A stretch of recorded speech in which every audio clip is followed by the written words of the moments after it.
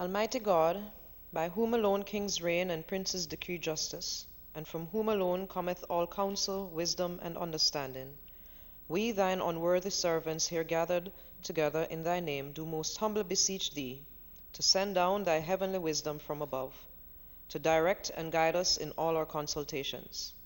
And grant that we, having thy fear always before our eyes, and laying aside all private interests, prejudices, and partial affections, the results of all of our counsels may be to the glory of thy blessed name, the maintenance of true religion and justice, the safety, honor, and happiness of the Queen, the public weal, peace, and tranquility of the island, and the uniting and knitting together of the hearts of all persons and estates within the same, in true Christian love and charity, one towards another, through Jesus Christ our Lord. Amen.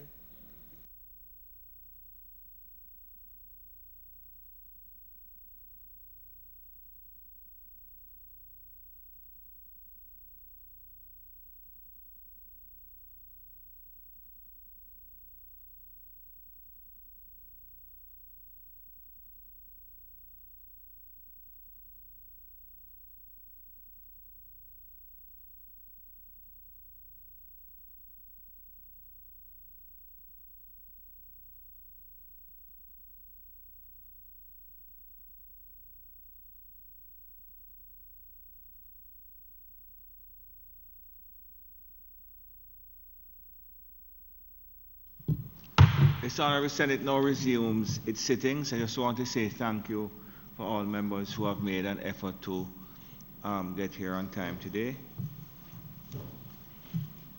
Statements by ministers. Announcements.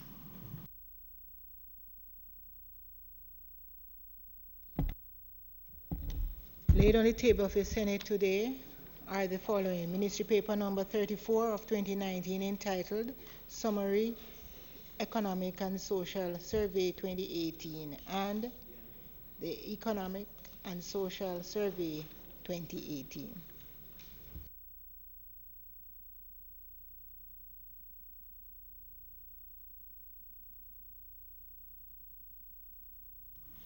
Thank you. Bills brought from the Honourable House of Representatives. The following is a message from the Speaker of the House of Representatives. I have the honor to advise the Honourable Senate that on the 25th day of June 2019, a bill entitled An Act to Establish a Defined Contribution Pension Scheme for Tourism Workers and Self-Employed Tourism Workers, to be known as the Tourism Workers Pension Scheme, from which is to be paid retirement benefits in respect of each member and ancillary benefits for their beneficiaries and for other connected matters, was passed in the House of Representatives with 11 amendments. Signed, Pernell P. Charles, CD, JP, MP, Speaker of the House of Representatives. Petitions. Papers. Reports from committees. Notices of motions given orally. Questions and answers to questions. Minister Charles, before you respond to questions and answers to questions, you have permission to speak from a chair seat other than your own. And you have some questions which are outstanding for Senator Brown. So before he asks about them, would you please indicate the status? I'm sure he is grateful, but I'll have to crave the Senate's indulgence for us not to address those today. We are on our way in terms of compiling everything and should be receiving them, as I said, in short order. And I am pressing as much as possible to get the information.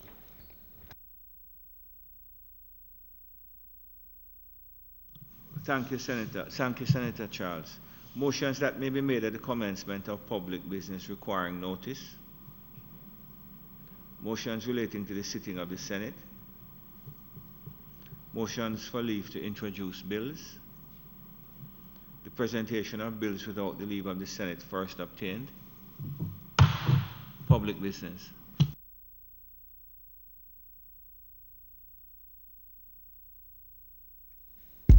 Mr. President,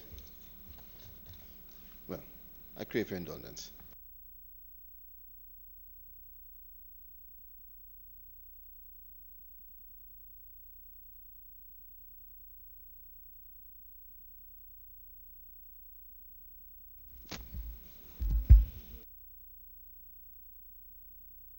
I'm sorry, members, bills brought from the Honourable House of Representatives.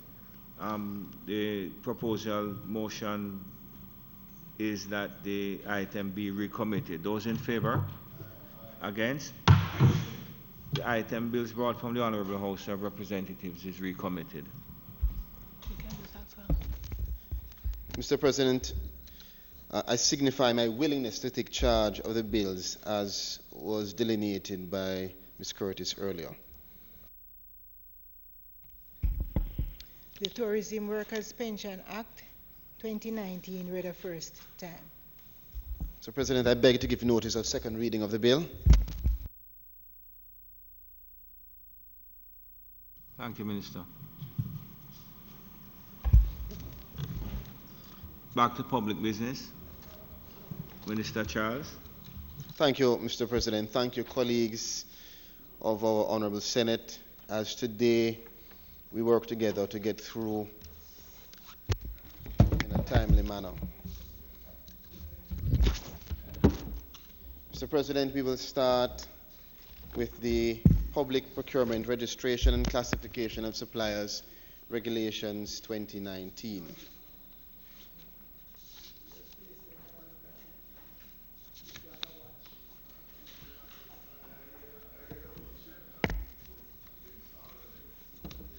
Mr. President, the Public Procurement Act, the act which was passed in 2015 and amended in 2018, was brought into effect by appointed day notice on April 1, 2019. With the coming into effect of the Act, the Public Procurement Regulations and the Public Procurement Review and Reconsideration Regulations, which were affirmed by the Senate and the House, were also brought into effect. Mr. President, there is a third regulation that is also critical to the operationalization of the reformed public procurement landscape. And I stand here today to table in this Honourable Senate the Public Procurement Registration and Classification of Suppliers Regulations 2019. This regulation, colleagues, is made pursuant to powers granted to the Minister under Section 61 of the Act to the Public Procurement Commission, the body that replaces what we know as the National Contracts Commission. Section 61 of the Act, Mr. President, provides that the Commission may, with approval of the Minister, make regulations prescribing the following. 1. The evaluation criteria of qualifications required for registration and classification of suppliers. 2. Circumstances in which registration under the Act may be modified, suspended, cancelled, or approved, and the related procedures. And 3. Forms, fees, and content and form of registers. Mr. President, the Public Procurement Commission has submitted these regulations to the Honourable Minister with responsibility for procurement, and he has approved them.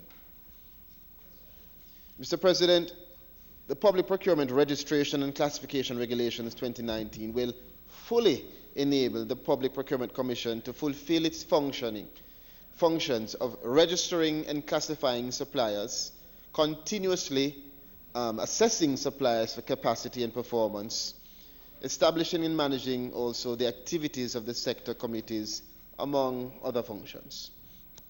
I'll proceed to now look at the regulations, the sections of the regulations. Regulation 1 and 2 address the preliminary issues such as the name of the regulations and set out certain definitions.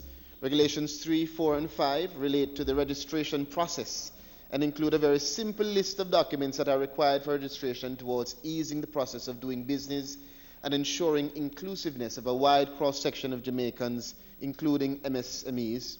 Mr. President, Regulations 6, 7, and 8 outline how applications for certain categories and grade of suppliers are to be treated, how the interviews of prospective suppliers and the inspections of their business will be conducted, and any change in classification they may want to make. Regulations 9, 10, and 11, Mr. President, address the duration of registration, the payment of registration fees, and outline that a supplier shall not participate in a procurement opportunity unless that supplier's classification and grade qualifies them to participate. It must be noted, Mr. President, that the fees remain the same as the government is keen on stimulating the economy for growth. Mr. President, Regulations 12, 13, and 14 address the issuance of certificates of registration for works, goods, and services and artisans. The modification of registration when required and the suspension of registration if necessary, respectively, are treated with in those regulations.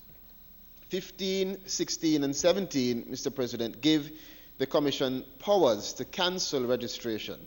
It outlines also the procedure for suspension and cancellation of registration, and it makes provisions for approval of unregistered suppliers, respectively. Regulation 18, Mr. President, outlines the Commission's duties to maintain a register of suppliers to be called the Public Procurement Approved Supplier Register, which is available also for inspection, Mr. President, by members of the public. And this, of course, is critical to ensuring transparency in the process. Regulation 19 and 20 address any amendments that the Commission may have to make to the register and make it an offense to use an invalid certificate of registration, respectively. Mr. President, 3 schedules have been included in these regulations. The first schedule addresses the application forms for the supply of works, artisans, and goods and services, and categories of renewal thereof.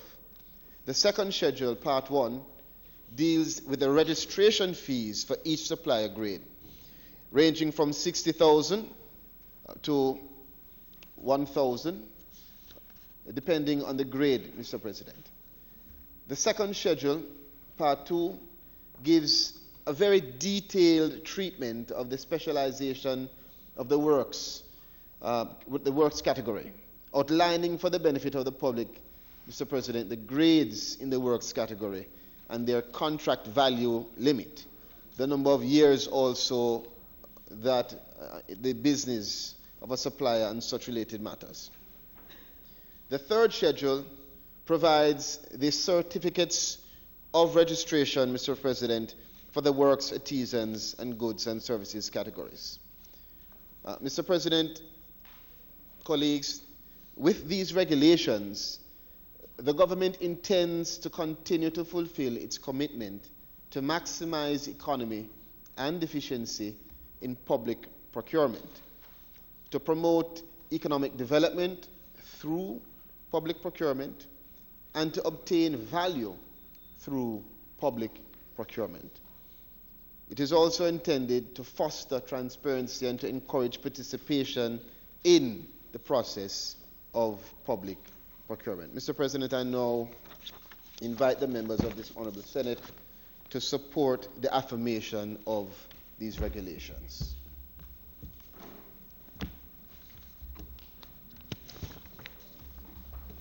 Thank you, Senator Charles. Senator Skeffrey.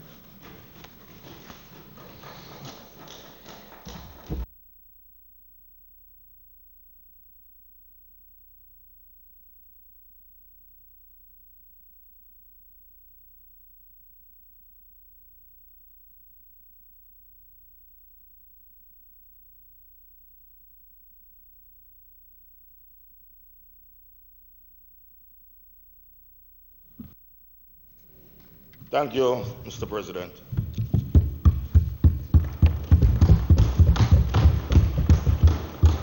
Mr. President, before I get into the matter at hand, I can assure you that you won't require any apologies from us today or way back into 1976, as I can guarantee you that we will stick to the matter at hand today.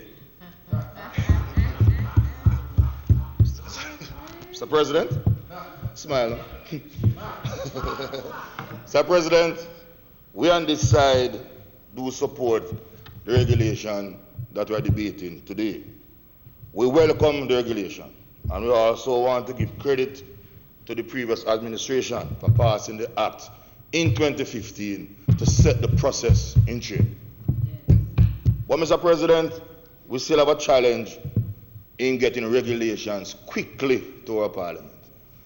Despite this Act being passed in 2015, the bill being passed in 2015, we realize that just been signed into law in April of 2019. And we are having the regulations now to give effect to the Act. And we now need to ensure that we have a situation where we have the regulation coming very close. We still have many bills that have been passed into law and cannot be effectively implemented because of the lack of the regulation. And Senator Morris can speak to the one that is very dear to his heart, the Disability Act. We passed the transport amendment to the Road Traffic Act recently, and we are still, December, time moving quickly. But we are with the regulation. Because let us remind ourselves, Mr. President, that is the regulation that really gives life to the effective implementation of the bills that we pass into law. Many of them are just theory if we don't get the regulation to put practice to that effect so we can make it truly the transformational tool that we want it to be as we move forward. And let us remind ourselves that public procurement serves many purposes. The minister spoke, for example, to obtain value for money. It's the heart of the procurement process and guideline is to ensure citizens will get value for the taxpayers' money, and it's critical. It's also important to promote integrity in the system and to engender public confidence and to cut out corruption in any shape or form. That's what the procurement procedure and the regulation are to protect on behalf of the citizens of our country. It's also need to promote economic development through the proper award of contracts, be it goods, services, or works. The best person, the most qualified person, getting the contract irrespective of where you are in the political divide or not. It's also seek to promote competition among suppliers and to ensure also unregistered suppliers take part in the process. Encourage national economic growth is also a priority when we pass this regulation today to give life to the bill. And to encourage the participation of small and medium-sized enterprises, Senator Webb. We can't have a public procurement procedure or a process where only the big players believe that they can come to the table. If we're talking about economic growth, we have to look at it from the micro level, and small and medium enterprises must believe and know that they too can participate in getting contracts and on behalf of the people. So it's important. Therefore, the regulation must provide a practical approach as we seek to achieve these objectives. Critical areas of focus in the regulation, as I observe, is this process of registration. It's important that we get the registration right because that starts the process, and people must believe that fairness will take place starting from this point. Monitoring of its implementation is also important. It's a critical area of weakness in our society if we're willing to speak truthfully. While we award contracts, many times poor monitoring leads to poor quality work. The renewal process is also important, that we do so in a speedy manner, but in a transparent manner, and proper record keeping as we seek to implement these regulations. So, Mr. President, in that regard, I would want to ask the Minister if he can give us an update, as was stated in the bill that was passed in 2015, to the unit that should be established in the Ministry of Finance, the Office of Public Procurement Policy. Where are we with that specific unit? Because it is this unit that will give life to the regulation that we seek to pass today.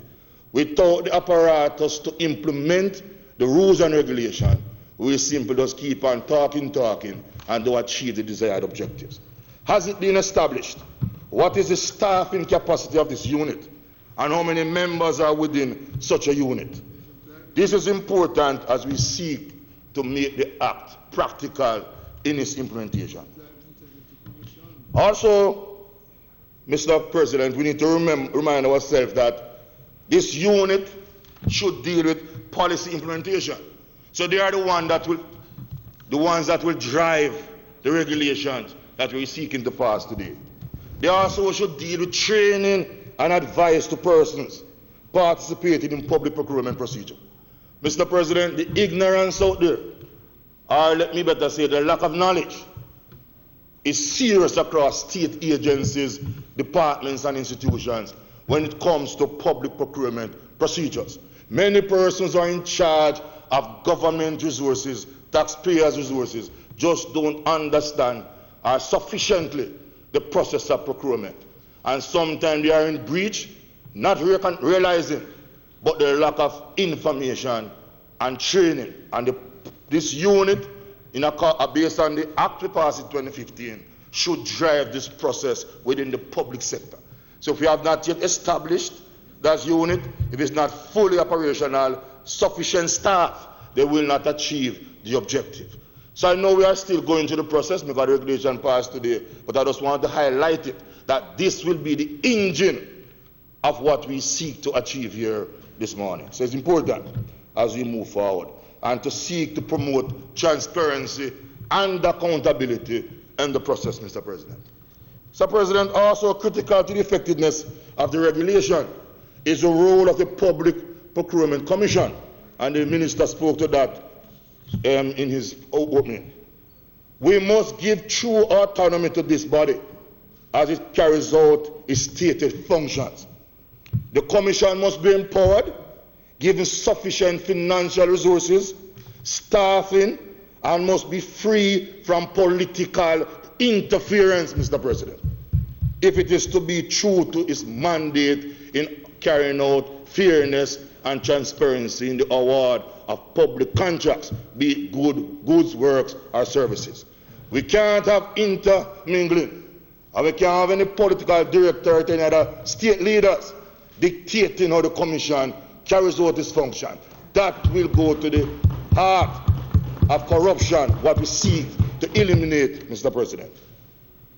This regulation must also give meaning and a clear pathway to the registration and monitoring process as we seek to ensure prudence in use of public funds, promoting efficiency and integrity, promote transparency, fairness, equity in the registration process of persons, firms, entities, as well as in the award of contracts, Mr. President. We must also ensure that there is continuous assessment, ministers, of suppliers. We need to measure their performance for their capacity and be consistent with the registration and their classification requirements.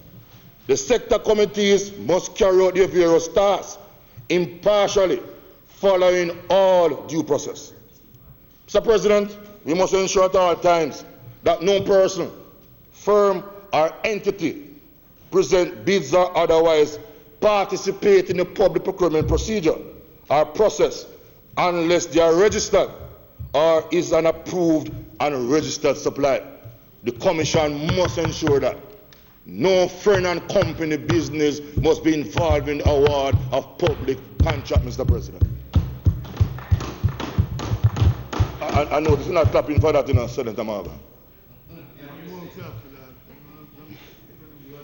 This goes to the heart of preserving the integrity of the process, Mr. President, and to fight against corruption, which is a serious problem that has plagued and is plaguing our nation for decades.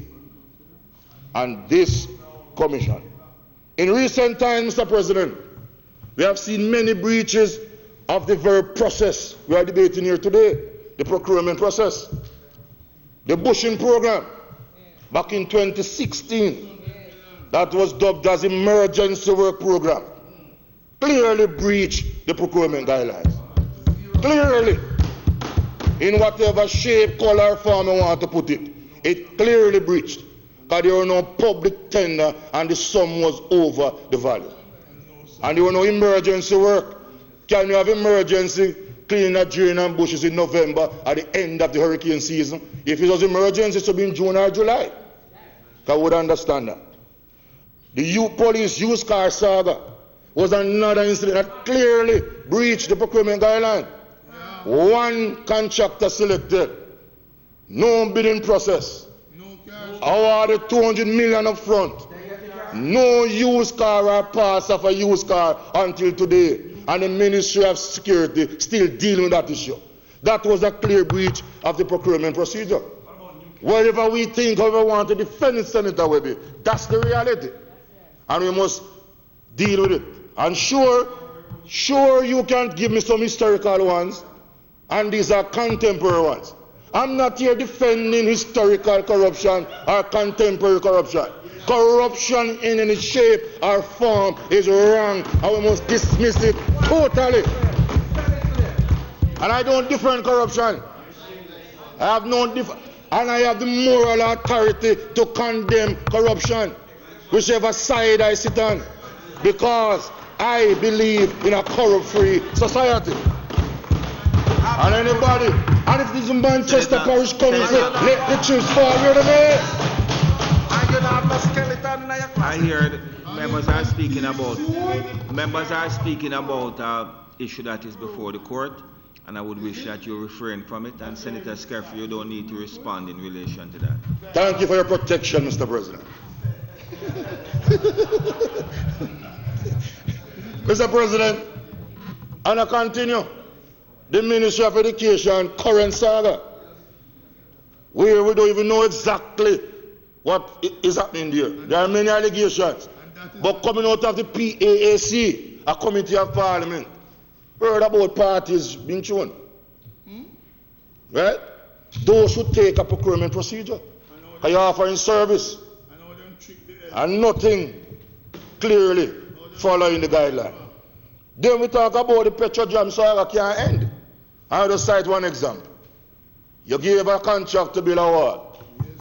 Then there's a change in the contract, no procurement procedure, no guideline. You just give one man and triple the price. Is that right, Mr. President? If we're going to pass these regulations here today, and those who are supposed to implement it don't follow due process, we are making a mockery of the very parliamentary procedure that we are part of here today, Mr. President. And all 21 of us in this honourable chamber must unite around corruption and condemn it and seek to get rid of it. Doesn't matter whether we are green, orange, or white, irrespective of that.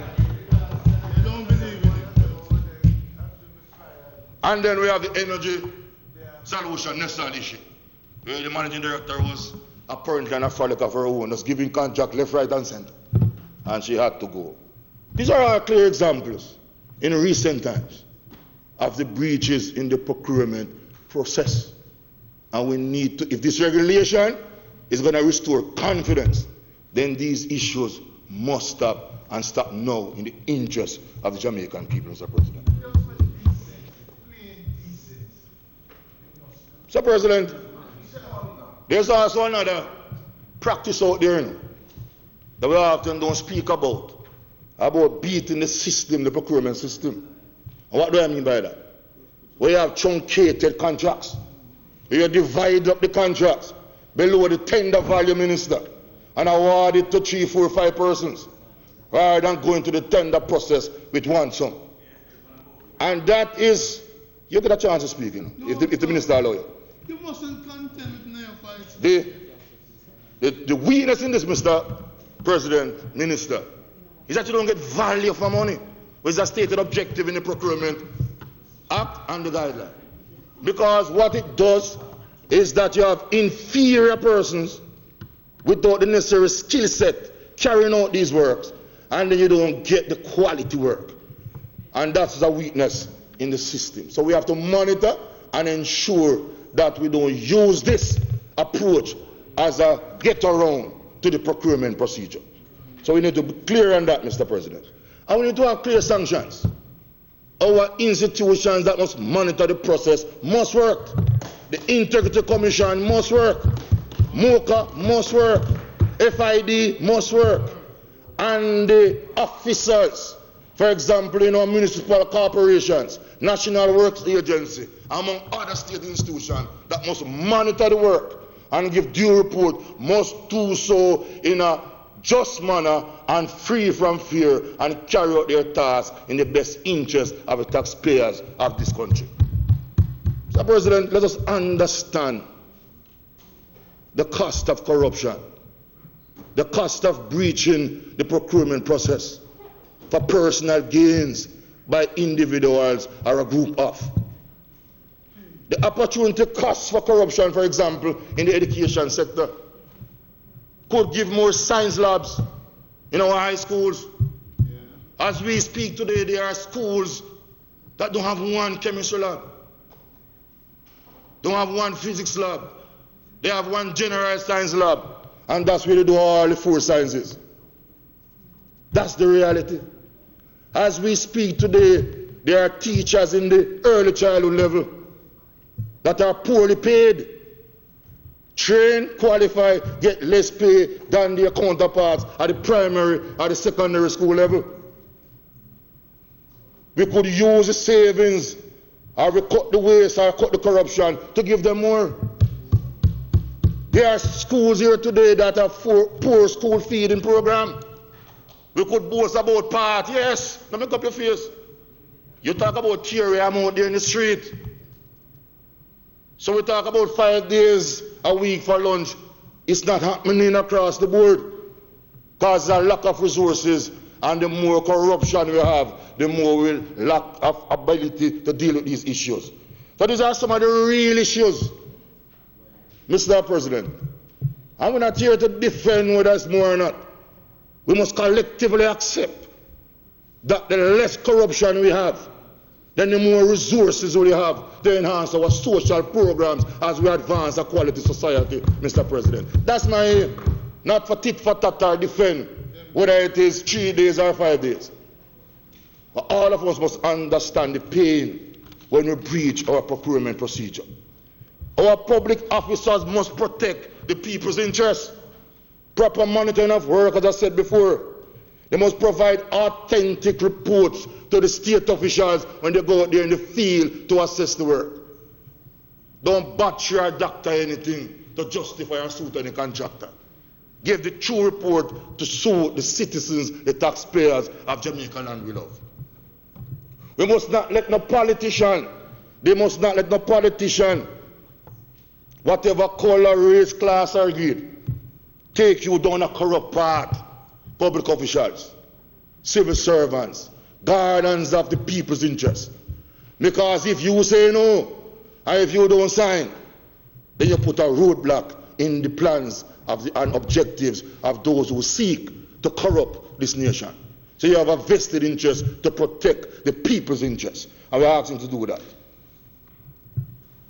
Mr. President, training our public sector workers will be important, and mass public education, so the people understand what the process is about, especially those in the state agencies, as I said before. And we need to ensure that we do this, because oftentimes,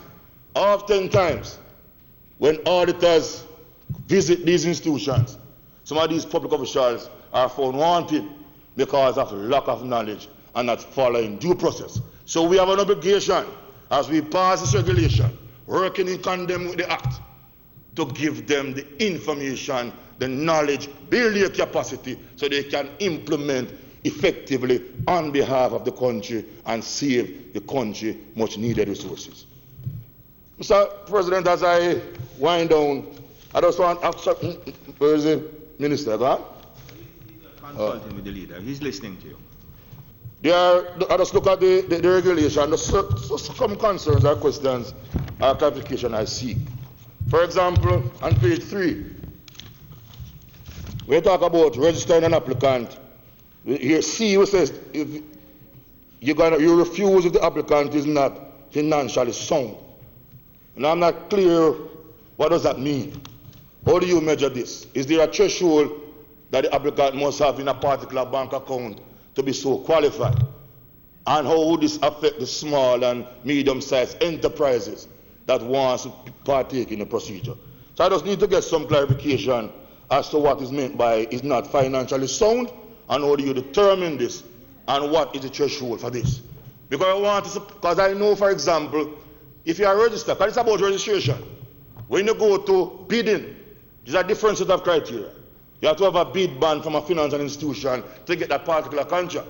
But what do we mean by financially sound? If I have 100,000, am I sound? Damien might have 10 million. Same lower than me. So we need to clarify, Mr. President, Minister, page 3, what is meant by financially sound. As I move to page 4, also for registration, person not giving sufficient information on time, registration will lapse after 3 months. I'm saying our objective is to seek to encourage registration. And oftentimes, a person not completing the process because they might be waiting on some documents from the very state apparatus, which we know sometimes can be bureaucratic in nature, or very bureaucratic in nature. So I'm saying 3 months, I would say give them more time because we want to encourage them to register. Registration is separate from bidding again. And we need to facilitate as many of our citizens, individual companies that want to be a part of the process. Broad-based the process, and I give more time where there are issues to be dealt with. So that's our recommendation, or if not, you can justify why the 3 months. So to enhance my own understanding. In 5, also on the same page 4, number 5, decision to register or refuse to register the applicant, as the case may be. I think you need to add which reasons. If you refuse an applicant, at least the applicant need to know why the refusal. So if I need to come again, I can take those corrective measures. And is there an appeal process when the applicant is being refused, or when you refuse the applicant? Do I have an appeal process? I am the right to appeal your refusal. I'll look through it. I didn't say any, but if it's there, probably I overlooked it. Can just guide me as I move forward. On page 5, where's that F? Relevant law during the period of 5 years. So the person didn't break any relevant law or convicted in a period of 5 years. What's the magic in 5 years? Why not 3 years, for example? Do you want to punish people for this indefinite long period? Persons have committed acts, yes, but they want to get back in society, rehabilitate themselves, and to be a part of everyday life. So what's the magic in 5 years as against 3 years? Just give me some clarification there so I can understand the process. And that is shown different aspects in the regulation. I look at page 10.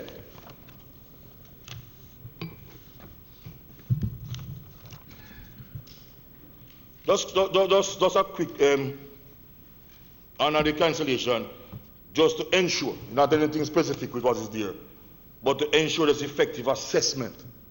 And we want to, when we cancel people's registration, we have to do so following due process.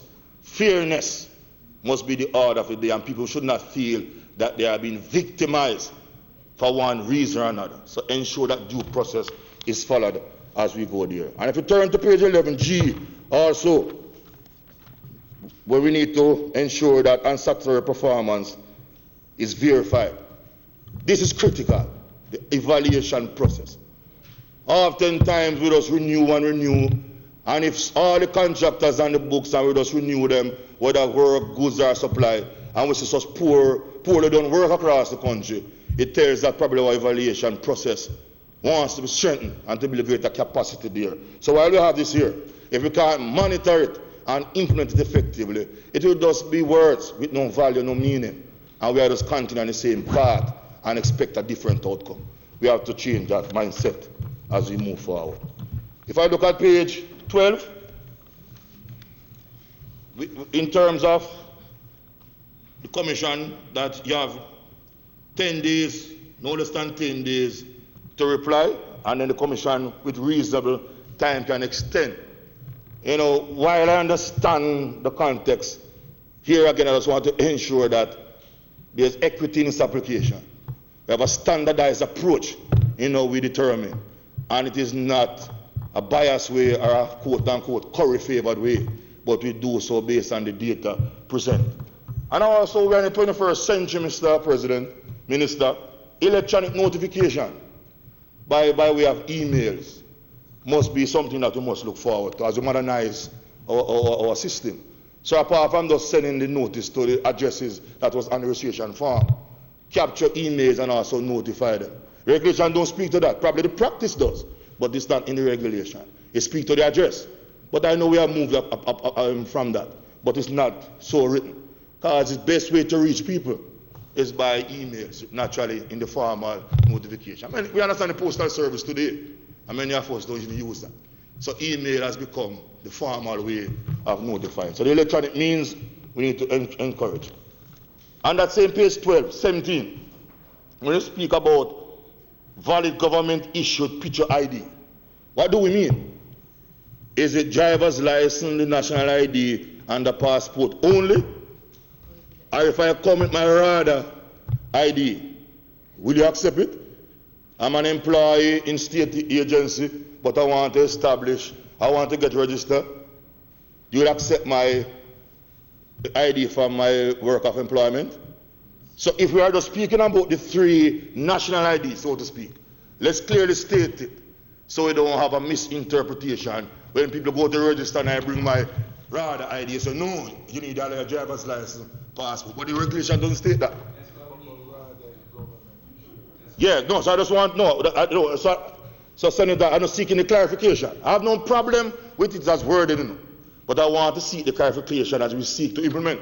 Because oftentimes, what the law states and how sometimes those implementing law interpret it, sometimes frustrates the citizens.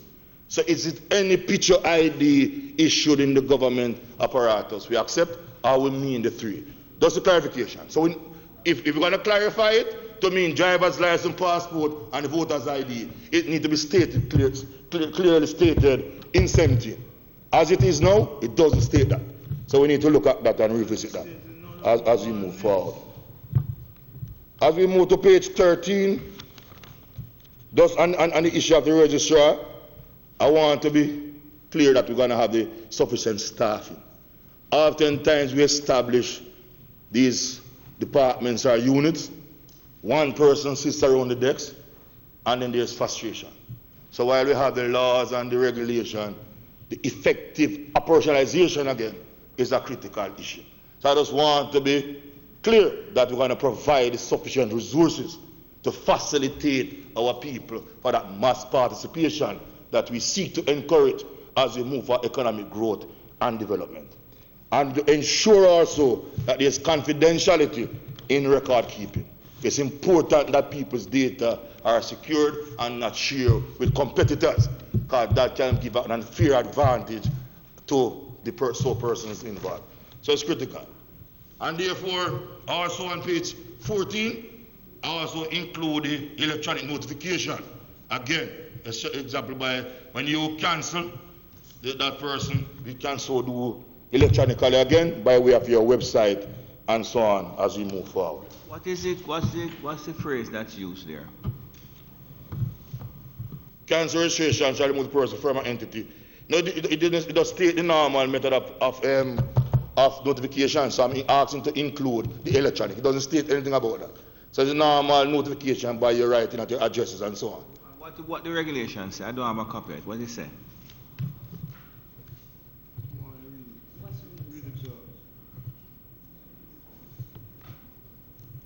No, it didn't speak specifically to the method, but it goes back. No, man, the cancel the regulation shall remove the person from an entity name on the Public Procurement Commission approved supplier, where the registration has noticed that the Public Procurement Commission approved supplier register contains any outdated or otherwise incorrect particle. The register shall, as soon as practicable, amend the register. So I'm just saying the means of notification, so as to ensure. What I ask is because we were looking at that earlier, and we figured that if it said notification, then it would include. Yeah, from the standing orders committee. So I was trying to see if the word notification is there. Right. And that just followed from what was on page 12 in terms of the notification. So I just want to be clear that we can use not just the formal or the traditional method, but also the modern method of communication. And the first schedule, Mr. President, I noticed that you have for the fees for the different grades for works. You have the same fee being paid for the grade 1 and the grade 2 contractor. I just want to understand the rationale, because the grade 1 contractor would be unlimited in the amount of money that they can bid for, where there's a limit for the grade 2. So why we keep it? So grade 3 and 4 has 2 different variations, but grades 1 and 2, and he who earns more should pay more. I think that is a natural, obvious doctrine. So why do we have the 60,000 for both and at a higher level for the grade 1 contract? So those are some of my... Senator Scaffery, you're almost finished? Yeah, man, I'm going to wrap up. Yeah. So, Mr. President, those are some of my observations from the regulation that I seek some clarification on, as we seek to ensure we strengthen the regulation and give total clarity to those who will seek to register. So on this side, Mr. President, we support the regulation, as we said before, because it's a continuation of the process that has started from 2015.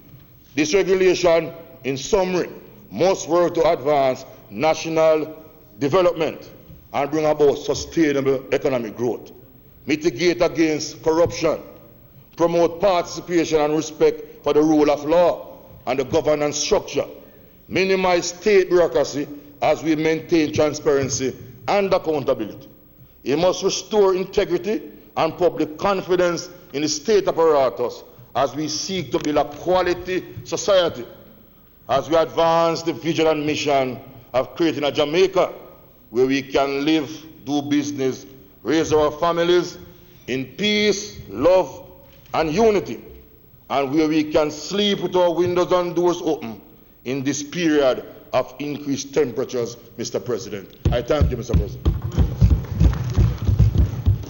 Just to indicate that I wasn't rushing you, but the time had expired and I didn't want to go through. No, I understand, Mr. President. Well, Mr. President. Minister, there are a number of proposals put forward by the Minister. Yes. Just to clarify some of the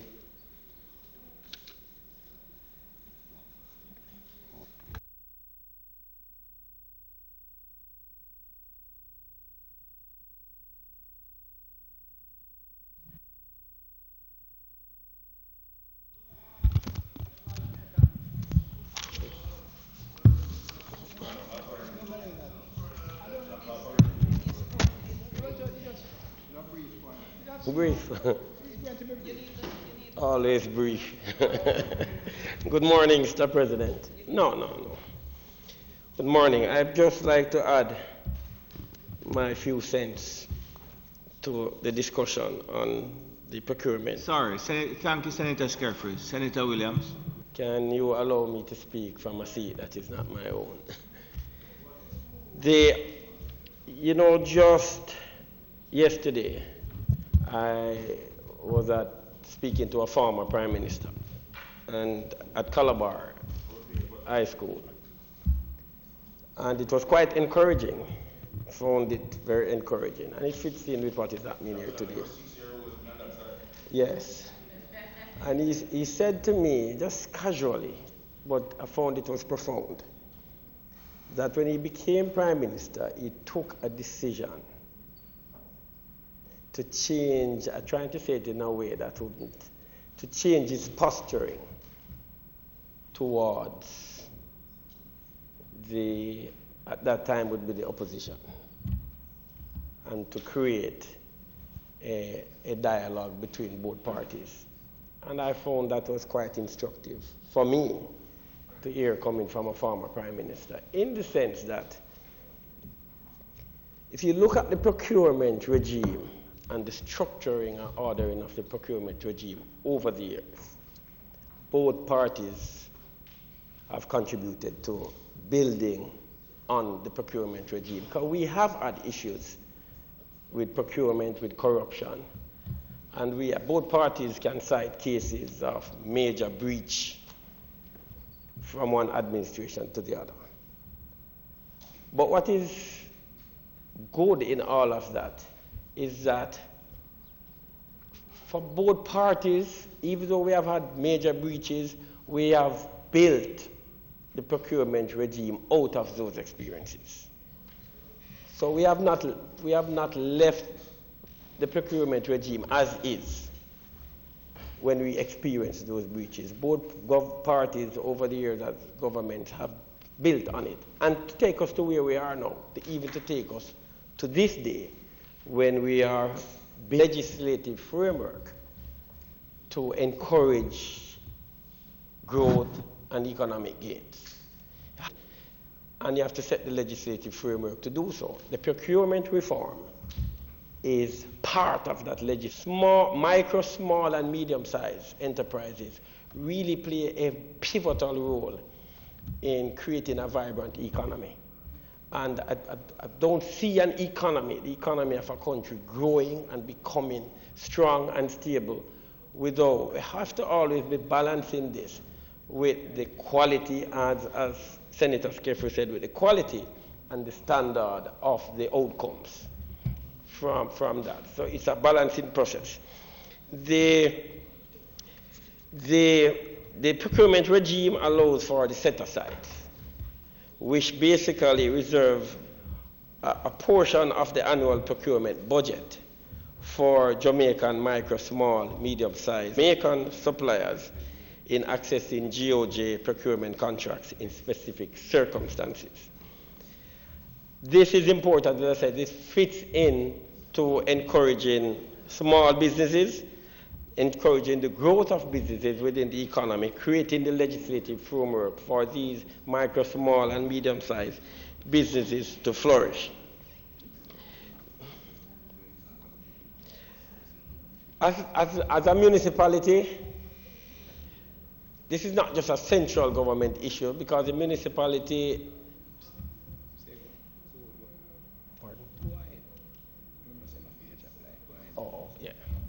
So as a municipality, the issue is we basically frame regulations every day to encourage or create the environment for growth. I couldn't miss but saying that in the papers, the newspaper, there was an article, Jobs and Growth, Kingston Experiencing Tourism Renaissance. And the article says that the nation's capital has been gaining traction as a cultural and musical destination. Investors have been taking note of the upward tick in visitor arrivals in Kingston. So Kingston is becoming, and it's our vision, a destination city. It will be an international destination city pretty soon. And I say that because it is important as we look forward to Kingston, and from my standpoint, Kingston can be and will become basically the engine for the growth of the Jamaican economy. I certainly believe that the Jamaican economy cannot grow in a sustained way without Kingston, which means that the regulations we create and the legal framework is critical to all of this. And so I commend the move forward from the government, but previous governments as we build on creating the procurement, which is going to be very central to all of what is happening in Kingston as we establish the procurement regime and build on it so that we can be seen on the international scene as a mature and stable government. Thanks very much. Thank you. Mr. President, I am so grateful to my colleagues for their contributions. Thank you very much. Thank you, Senator Williams. Minister Charles? Yes.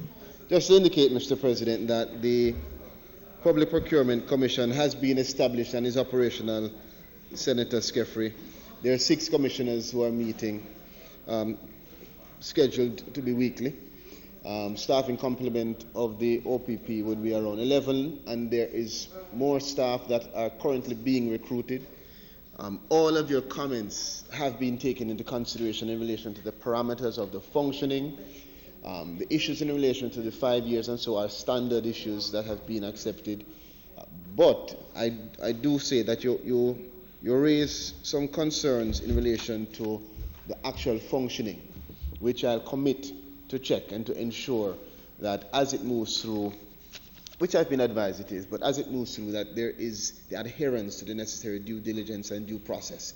Because what you said is very critical, as well as what Senator Williams alluded to. And of course, it goes without saying that the issues in relation to communication, they communicate by electronic mail. And so that is the normal standard communication across the government, particularly the more contemporary agencies.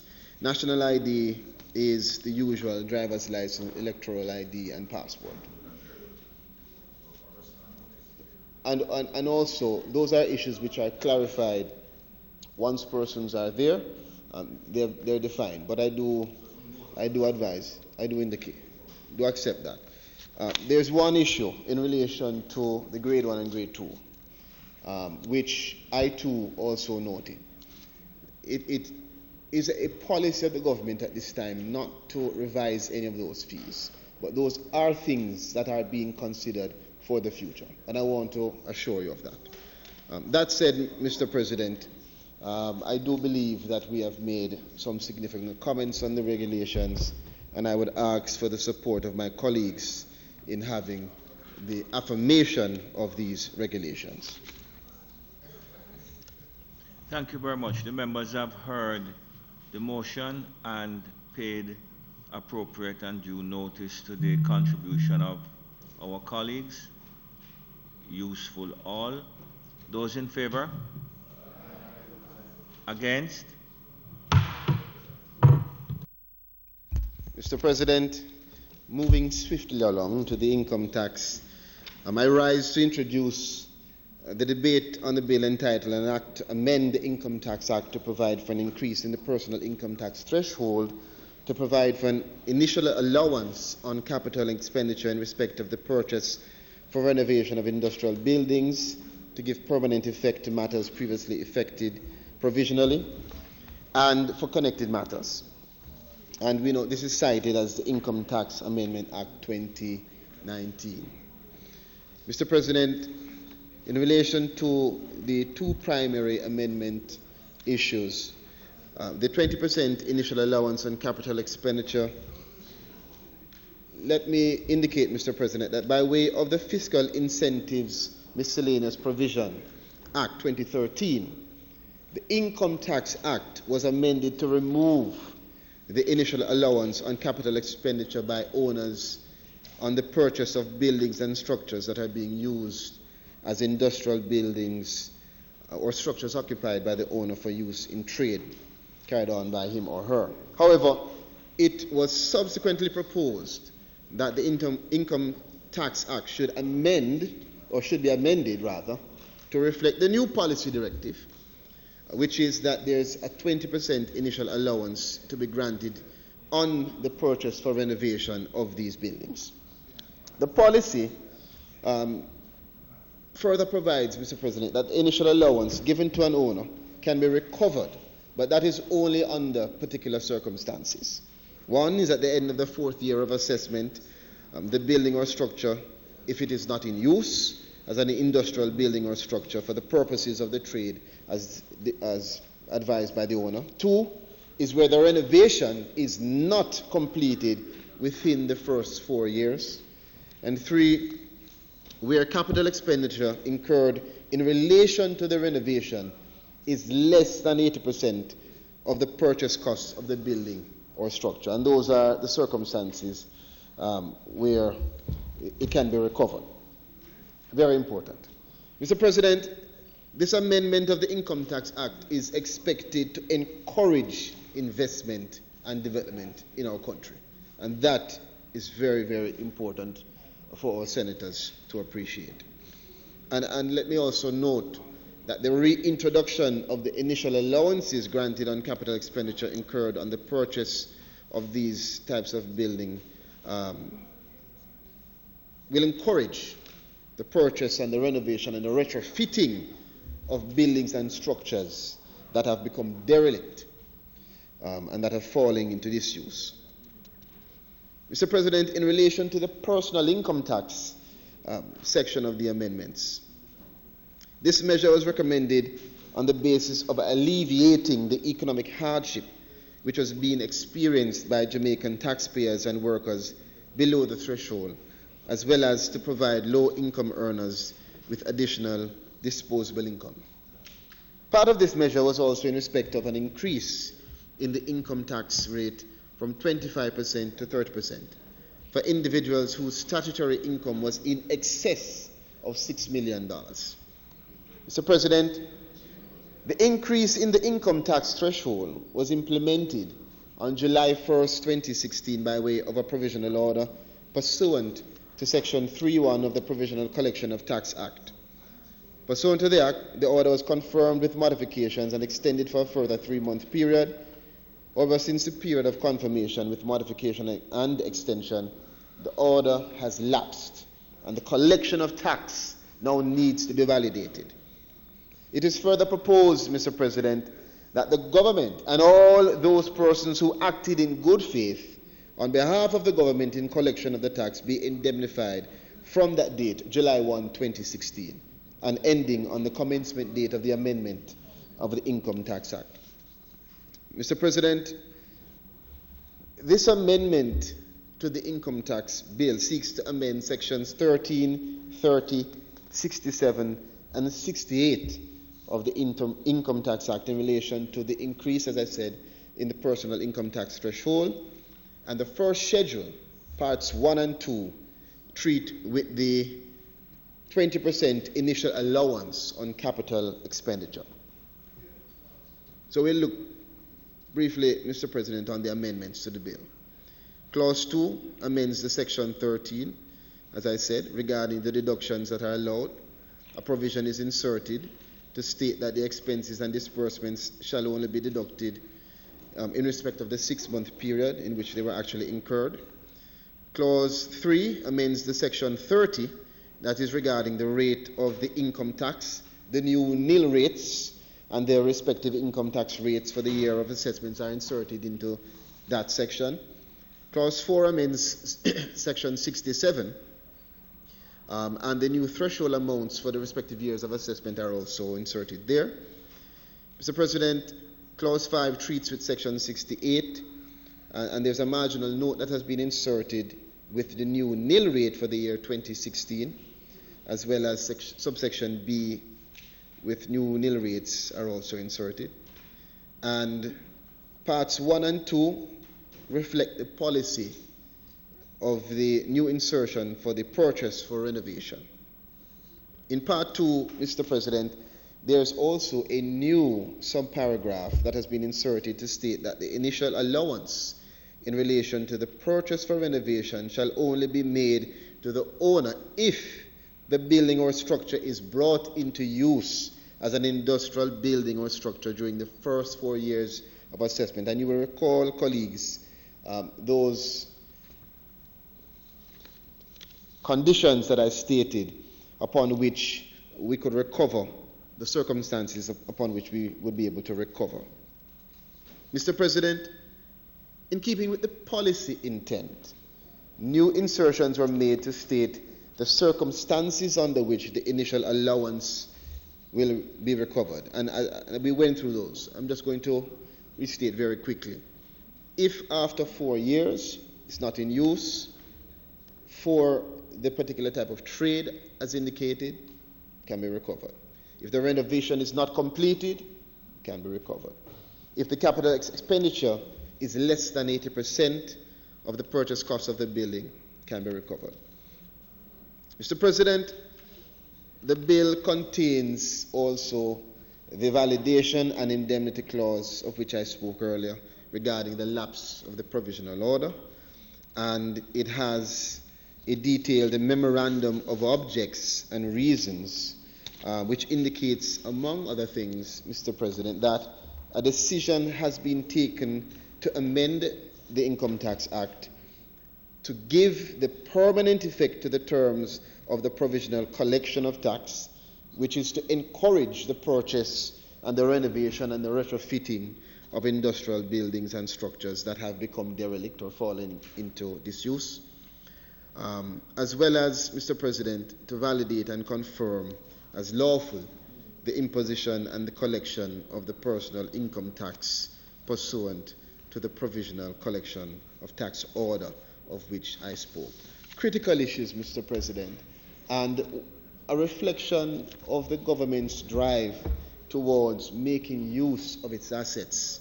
Mr. President, we are intent on moving our country in a substantive and very positive way, and it must be that we make the decisions that are sound and smart for our people.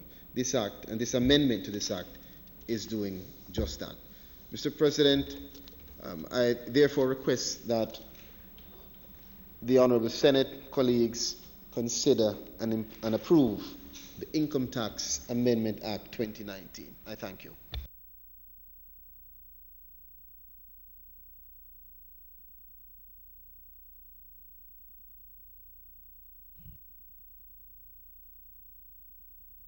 Thank you, Senator Charles. Senator Morris. Mr. President, I rise to make a brief intervention in this debate, and we on this side have no problem with the bill, and you know, we are very supportive and cooperative with a leader who demonstrates that sort of attitude towards our suggestions from the opposition. So we are working with the leader of government business acting. But, Mr. President, I want to make an intervention within the context of a group of individuals that have sought to advocate for in this honorable chamber and outside of our parliament, persons with disabilities, because this legislation seeks to incentivize entities who are engaged in the renovation and retrofitting of derelict buildings, and certain incentive mechanisms are being put in place. And I believe, Mr. President, that in light of the fact that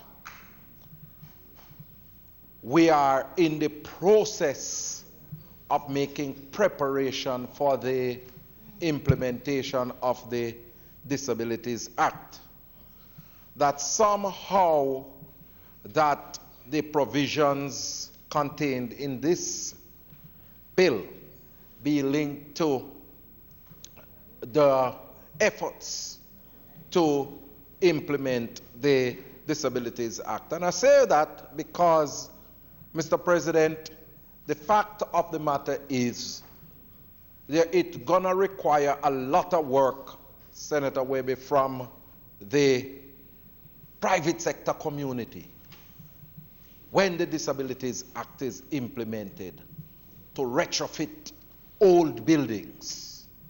And it's going to be a costly venture for them. And I believe that the state has to assist in that process. And in so doing, we have to make sure that we link incentives such as this, which is being provided in this Income Tax Amendment Act 2019, to those efforts. Because if we don't do it, the only thing that you are going to have, Minister, is a situation where new buildings are retrofitted, but older buildings, which will be in the majority, will remain inaccessible to persons with disabilities. And I believe that we should make some form of provision. It might not be, I understand that it's a money bill, But the fact of the matter is, Minister, at some point in time, you should seek to influence the policy formulating arm, the cabinet, in terms of making sure that these incentives are linked to the effort to implement the Disabilities Act. And I think that it will go a far way in making sure that we have a more inclusive and participatory society for persons with disabilities. May it please you, Mr. President. Thank you, Senator Morris.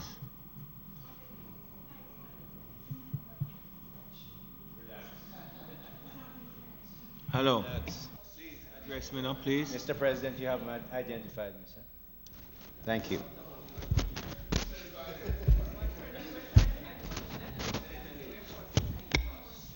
Mr. President, it's indeed my pleasure to rise to support this bill, the amendment to the Income Tax Act. But before I just get right to the point, and it'll be very short because I know my minister has to travel. Just want to mention that there is something that I agree with Senator Skeffrey on the other bill and across the government, and it's that we must digitize the government. I have been Minister Clark is very aware in terms of the transformation of the government. That transformation is going to be speeded up, made effective, the effectiveness that you want when we digitize, so that I don't have to see Senator Skeffrey in a government place that I can offer him a bribe or he can ask me for one. I can just press my computer and get on with it. If we're going to deal with the issues which I won't pay, people won't do it enough. We have to digitize across all the platforms of government to make sure we get the anti-corruption basis that we're looking for, and I want to say that very strongly, and I know Minister Clark and the government supports that. Let's turn to this bill. Mr. President, encouraging investments in our economy is what the minister said that this bill is about. And it fits into the overall objectives of this administration to give back to or leave with Jamaican taxpayers as much of their earned money, because Jamaicans can spend their money better than any government, this one or any other one. So we want to make sure that we're leaving as much money with individuals and businesses in this act to make sure they can spend it well. It's also the objective of the government is the pursuit of economic independence for Jamaica and Jamaicans. This goes in that direction. The promotion of economic opportunity for all is another objective, and the protection of the vulnerable is also a big part of the objective that Senator Morris would have talked about for that particular sector of vulnerable Jamaicans. The 14 billion tax cut, which was done earlier, will be completely self-financing, and as was promulgated by Minister Nigel Clark, and will even deliver additional tax revenue in the medium term. The last time this kind of enlightened approach to taxes took place in Jamaica was in the 1980s. A fitting memory of the outstanding late statesman, former Prime Minister, former Minister of Finance, the Most Honourable Edward Philip George Seaga. When you clap him, give him a clap. These amendments to the Income Tax Act, Mr. President, is in the same vein and a continuation of objectives that I've outlined above. These amendments are part of the commitment for the blessed, part of the continuum of that, Senator Skeffrey, blessed, growth-inducing tax continuum included getting additional taxes called, you know what it's called? That 1.5 million tax cut. This is all part of that. All part of the continuum, all part of the continuum by Minister Shaw that said no new taxes, Mr. President.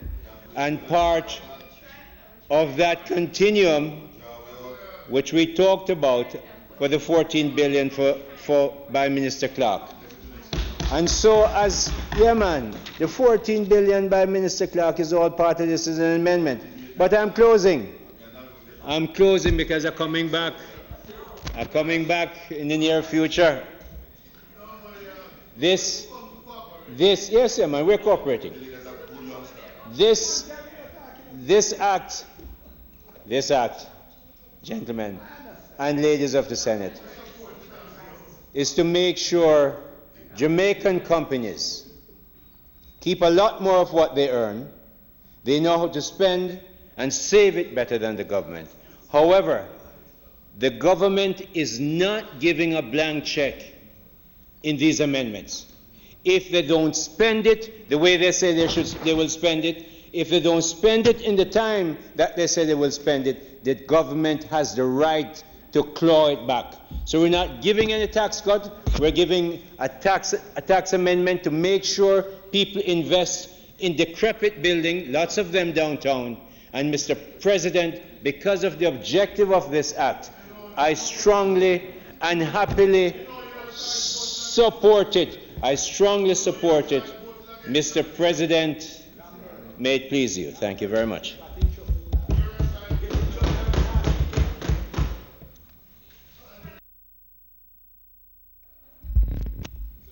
Thank you very much, Senator Hill.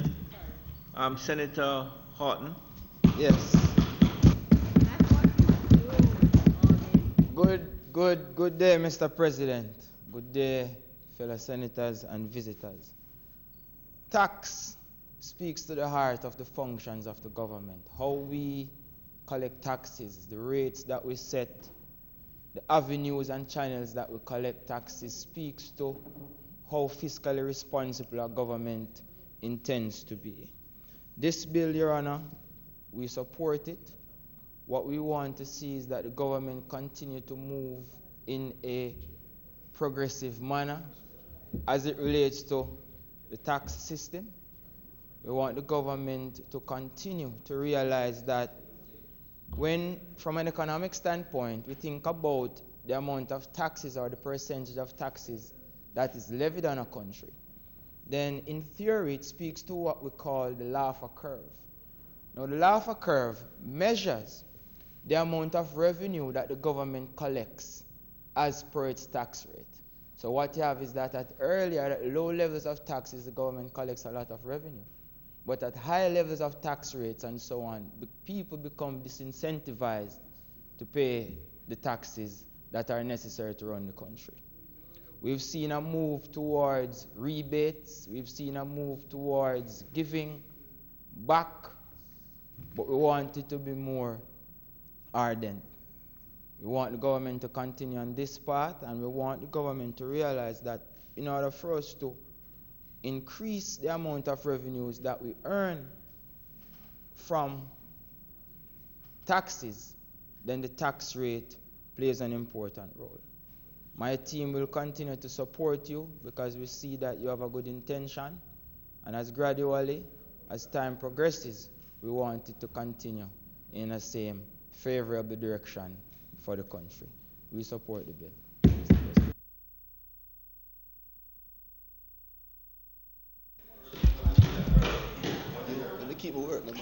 Thank you, Senator Horton. Mr. President. Minister. Yes, my colleagues on both sides, have said it all. In that regard, Mr. President, I ask that we move to the bill being read the second time.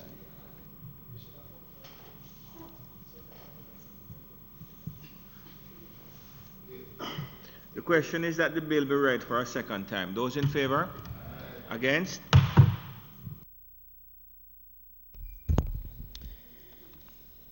bill entitled An Act to Amend the Income Tax Act to provide for an increase in the personal income tax threshold, to provide for an initial allowance on capital expenditure in respect of the purchase of renovation of industrial buildings, to give permanent effect to matters previously effected provisionally, and for connected matters read a second time.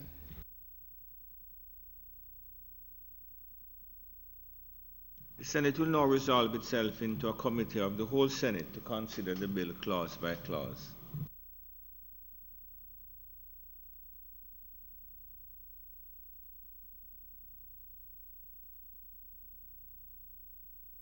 Thank you, Marshall. I need a pen.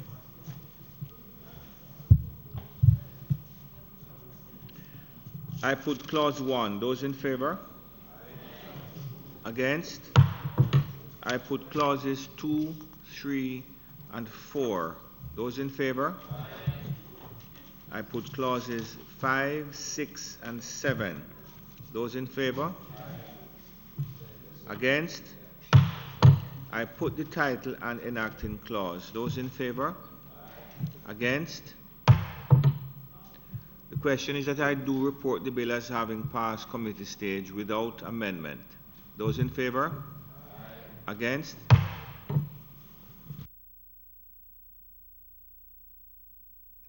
Mr. President, I now ask,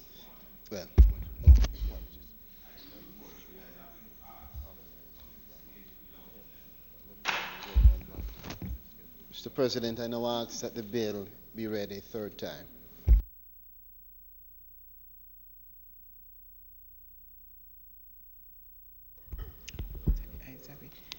A bill entitled An Act to Amend the Income Tax Act to provide for an increase in the personal income tax threshold, to provide for initial allowance and capital expenditure in respect of the purchase of for renovation of industrial buildings, to give permanent effect to matters previously effected provisionally, and for connected matters read a third time and passed. Thank you very much.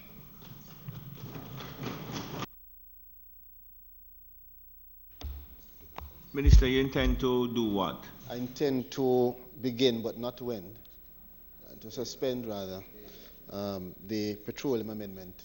To introduce it? Or to introduce it. And then you seek a suspension to continue the debate.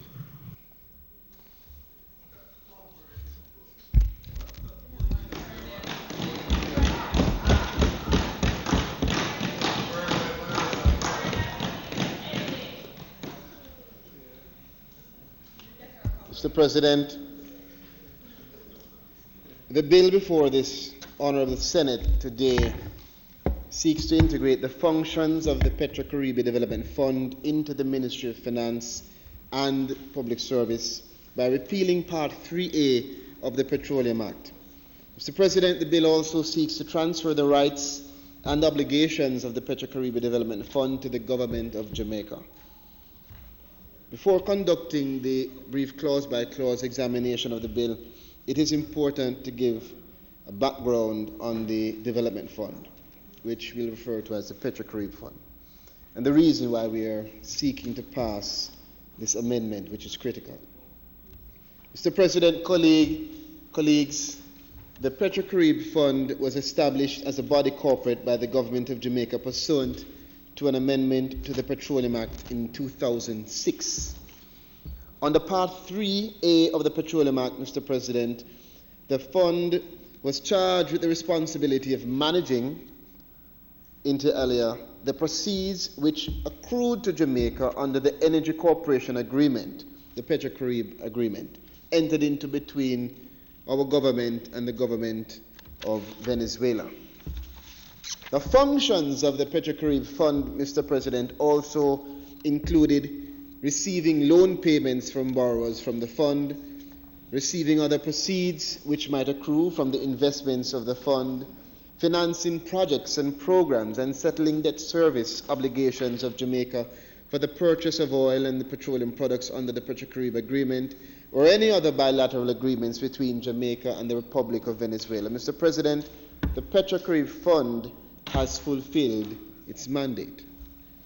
With the integration of the functions of the Petrocarib Fund into the Ministry of Finance and the Public Service, the government would have continued its objective of merging, closing, and divesting public bodies under the Public Sector Rationalization Program.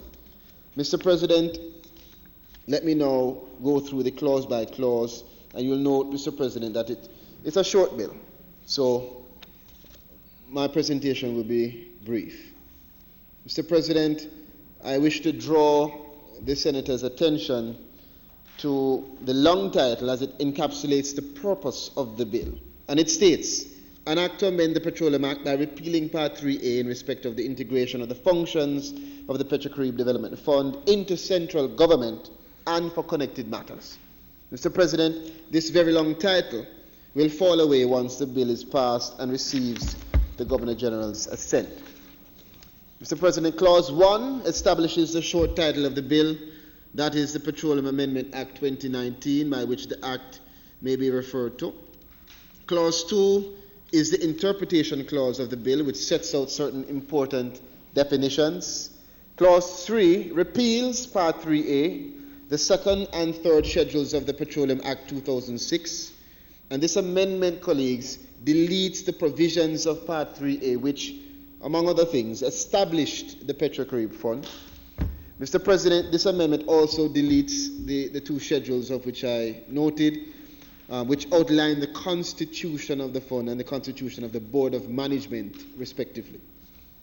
Subclause 1 of Clause 4, Mr. President, specifies that any monies held in any bank account in the name of or standing credit of the Petrocarib Fund shall be credited to the consolidated fund.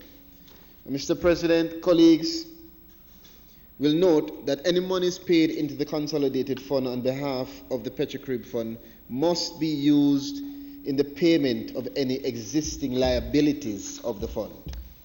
Subclause 2 sets out that all monies which became payable to the Petrocarib Fund are to be paid into the consolidated fund, and this refers to the monies which became payable to the fund before or after the Act becomes operational.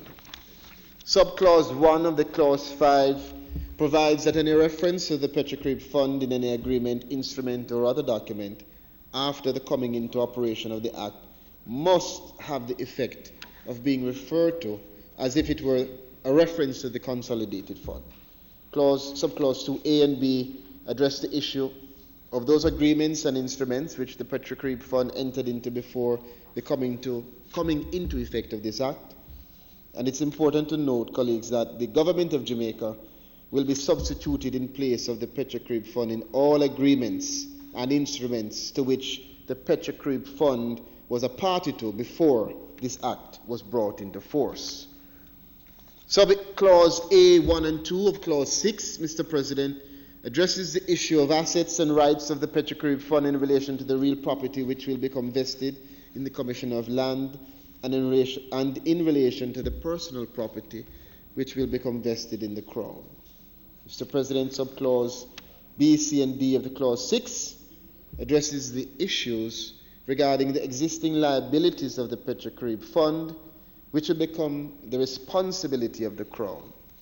And this clause also addresses the issue of any proceedings and remedy brought before or continued by or against the Petrocarib Fund, which may be brought or continued against the Attorney General.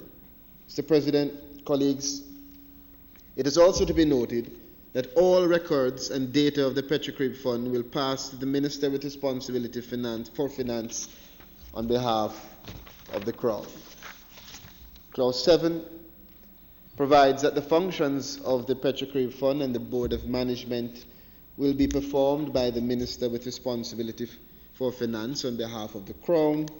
And Clause 8, Mr. President, is a savings clause, and it saves, among other things, any existing contractual obligations, rights, assets, and liability of the Petrocarib Fund. Finally, Mr. President, colleagues, the Memorandum of Objects and Reasons provides an overview of how the Petrocarib Development Fund was established as a body corporate by way of an amendment to the Petroleum Act in 2006. The contents of the bill, Mr. President, will give effect to the decision to reintegrate the Petrocarib Development Fund into central government. Mr. President, as I mentioned before, the passing of this bill entitled the Petroleum Amendment Act 2019 is critical, and therefore we seek the support of all colleague senators in this Honourable House in the passing of this bill, subject to the debate and consideration of the submissions made by our colleagues. At this time, Mr. President, I would ask for the suspension of the debate, which will be placed or put to a date next week for us to complete the debate on this particular bill. The question is that the debate on the bill entitled an act to amend the Petroleum Act be suspended for a date to be fixed. Those in favor? Against? Minister, is it intended to do any further business today? It is not intended to, but I want, Mr. President, if you permit me, to just express sincere gratitude to my colleagues on that side, on this side as well. But in particular, on that side.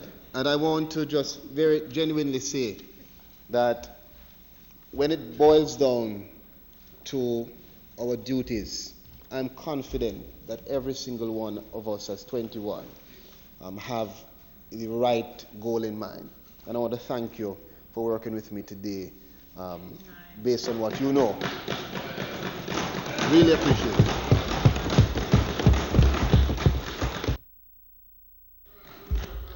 It is not intended at this time, Mr. President, to do any further business. We ask that we adjourn the Senate to a date next week.